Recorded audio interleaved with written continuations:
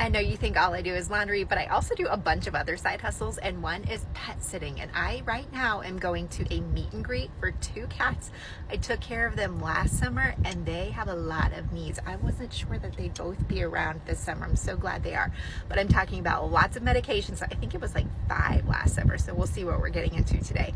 A couple of injections, all of that good stuff. This is a Rover booking, and I always offer a meet and greet before I take a big job like this. Let me go do it. I'll come back and I'll tell you why. Okay, meet and greet is done. Now keep in mind, meet and greets are not paid, at least when you do them from Rover. So when I go to a meet and greet, I take tons and tons of notes.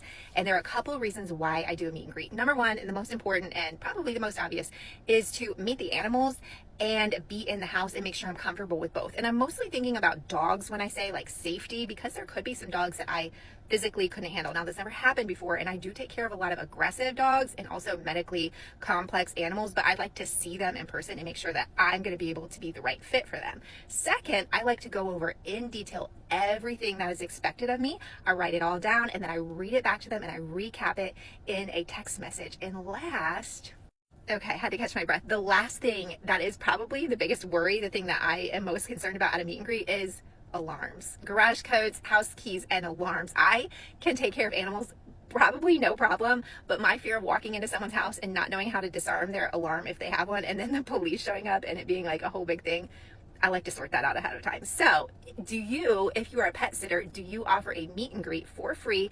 And if you are a person who might use a pet sitter, would you appreciate a meet and greet?